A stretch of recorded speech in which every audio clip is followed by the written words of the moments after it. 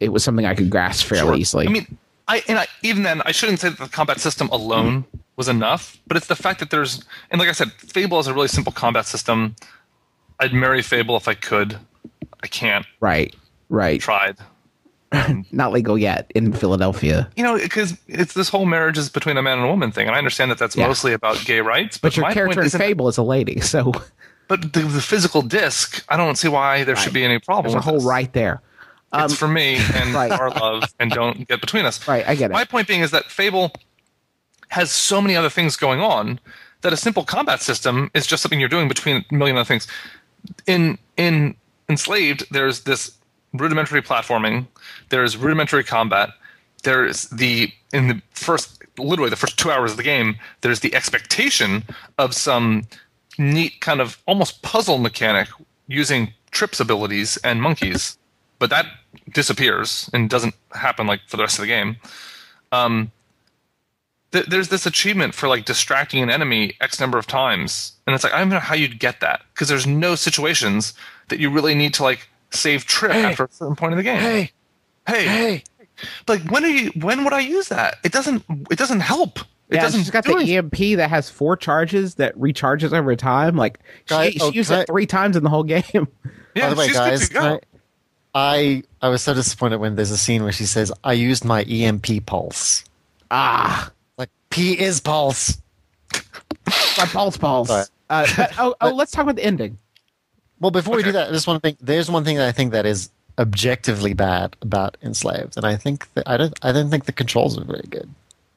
They seemed really sluggish, too slow to respond. No. I don't necessarily see that. You thought the animation, because I'll tell you where I had problems. I had problems when I was trying to walk from one place to another. I didn't the sluggishness between the animations and the button presses was fine for me during the regular combat sequences, but when you have to walk on ledges, especially if he bumps into the edge of something, he does a little animation where he has to hop back from it. And it's like, it makes walking places really tough sometimes. I wish there was more cloud action. I like the cloud. I'd say the cloud handled really well. There's an example where the controls felt really fast and really responsive. I didn't have a problem with the actual, the actual literal mechanical controls. I thought they felt fine. The story. Right. So the plot. The plot. You know that scene where the fish tank gets smashed? That's my favorite scene in the game. That is so good. And I love that they weren't like super obvious about it. Like I'm glad that none of the characters addressed the fact that he had just said that. Guys, it's a metaphor. Right. And they don't have to like see the robots smash the ecosystem. You didn't get an achievement for looking at a metaphor. You got it. They did it again. I talked with Letty about this scene. I thought was really well done. When Pigsy asked Trip, "Where's your father?" and Trip's response isn't, "He got him," or "the robots got him, the mechs, damn it." Trip's response is to look at him, right? Like, no answer. Yeah. Which seems like a much more realistic response, like in real life. And then Pigsy's response is even better. Pigsy's response is to say nothing as well, but his face crumbles a little bit. Yeah. And they followed that up with the scene where Monkey asks him where he got his name, which is also really great. Yeah. So it's like there are those scenes, and I think it's I want to say it's the sophistication of somebody like Andy Serkis, not only being the actor here, but actually being the kind of performance director, right? And telling them like, hey, like I don't think we need to say this, but the ability for them to do facial capture like meant that Pigsy could just sort of crumple his face a little bit, and it was really sad. It was sad in a way that it wouldn't have been if she said, "The mechs got him, Pigsy, the mechs," and he said, "No, the mechs." It's like so much better done, so much simpler, and so subtle, and it was like really nice to see. There's a lot of that type of stuff in the game, and that's what impressed me about the game. What impressed me about the game is that it's a map for the way to do these types of interactions. In a very similar way to the way Uncharted was, different, which is nice to see. But that is what I really liked. I think a lot of the stuff in between where Uncharted excels as a game mechanically. Well, things that Uncharted excelled at by its second iteration. I think that if there was another Enslaved, it would definitely improve on a lot of these things we're complaining about. I mean, will there be? It's hard to say. But in general, the story. What did you think? Because I think Liquid I liked it up until a certain point, and then I stopped liking the plot. You don't have to be coy here. This is spoiled rotten. So, sure, but okay, number one, let's look at the ending using the live action Andy Serkis was awesome. Was incredibly annoying. Like if you're informed enough to know that he's talking to himself in that scene, it just completely takes me out of it.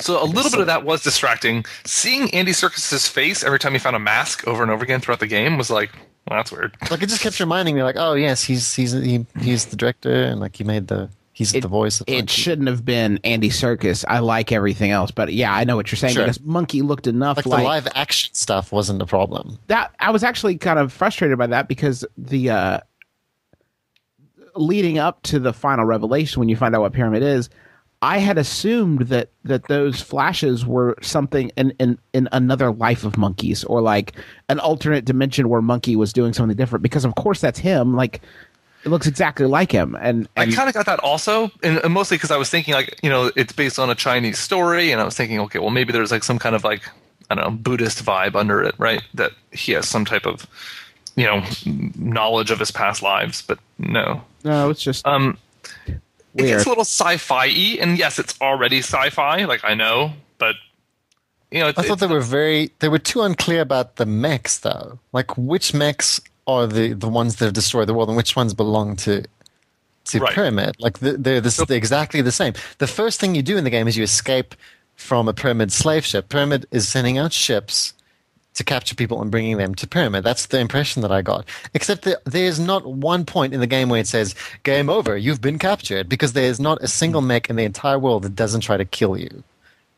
Remember how they killed Trip's entire village? How many people were captured there? 0. It doesn't make any sense. So that's a weird one. Who's building the giant mech? Is it the mechs or is it Pyramid? Because if it's the mechs, why is there a human pilot seat? But if it's Pyramid, why are they building a giant robot with a big cannon on it? Like, is that to capture people? Is there a butterfly net expansion that they're going to add to it? Well, when you hit the fire button, the reason it didn't do anything to those other big robo-mechs is because it's a love beam. It just sends out love beam. Now you could make the argument that maybe they're not super benevolent, and once Monkey escaped, they were attempting to kill him because he's clearly capable of escaping. Sure, but they have turrets set up all over the world, unless those are the bad men. Yeah, I don't think turrets are very good at capturing people. And the other thing that I really hated was Pixie's sacrifice, which seemed really forced. Like he really had to be in the seat to take 2 more steps before the thing blew up. He had to make sure. Yeah, it seemed like they could have worked out some kind of autopilot deal. Yeah. Also, Trip, she's like, "No, Pixie, no. Here, let me solve the problem for you, Trip. Command, save Pixie. There, done. Pixie's rescued." Is a command save a function in real life? I don't understand. Well, she says, "Come on," like at the very beginning, the slave headband on Monkey. Oh, come on, stop! Come on, stay away from me! Come on, save Pixie! But instead, he's dragging her away, and she's like protesting. But like, she actually does want Pixie to die. She doesn't really like him, I guess. That would have been. Well, he was kind of creepy at that he was creepy. Point, I liked the actual. I thought the actual overarching story was to me, it was a comment on video games. I don't know if other people would get the same. Like how Before bad we get into that, ends of video games. Before we get to that, I do want to make a quick comment about the achievement. So after the Pigsy scene, it's supposed to be sad, and then bloop, yeah, achievement for like smoked bacon. Yeah. What? And I was like, wait, what? It's like not really the tone that you're trying to set. Yeah, but, yeah, right. Yeah. That's a good point. I noticed that before, and I was like, "Oh, I guess Pixie's gonna die." Smoked bacon. Smoked bacon.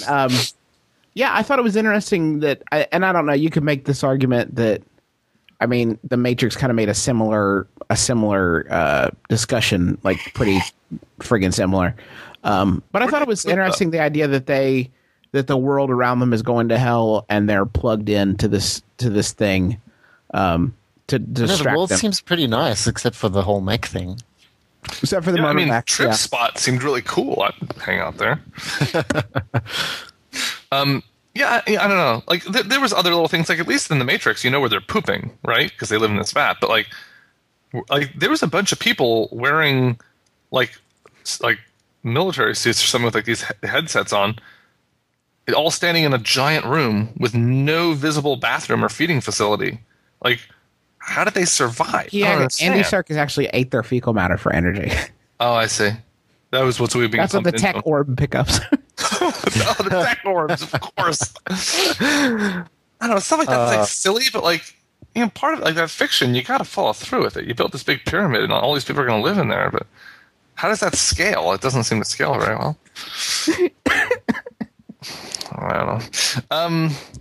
It was, you know, it's a nice twist though. I didn't see it coming. It would have been nice if they were able to support it earlier, more and more in the game, or at least support it after the fact.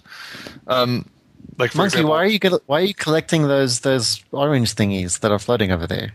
You mean these things? You use these to upgrade me. I don't need those. In that case, it's better to not acknowledge them, because remember in Dark Void I was complaining about him saying, "Yeah, I just got one," and it's like those things aren't actually.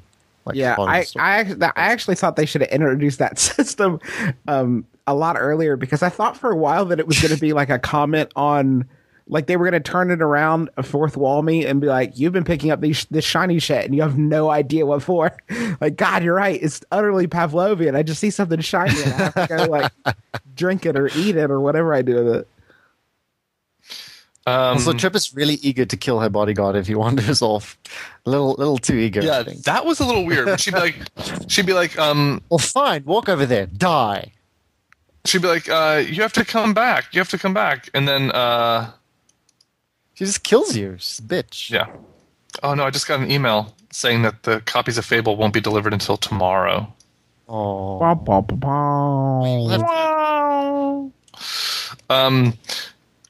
That's sad. I guess I can play the writer today, though, so that's good. Yeah, do it. All right, I think we've beaten this particular horse to death. I just used my focus attack on it, so yeah, it should be pretty much done. Cool.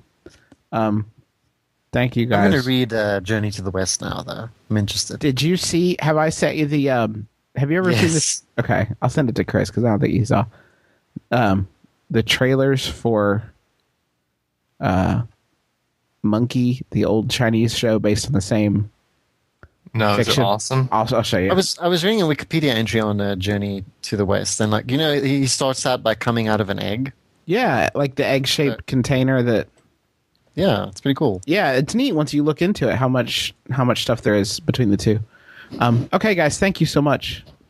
Okay, thanks for listening. Also, people who are listening. Yeah. Thank you for buying Enslaved and finishing it. Yeah. Yeah. Okay. Well, we'll see you later. Bye. Bye.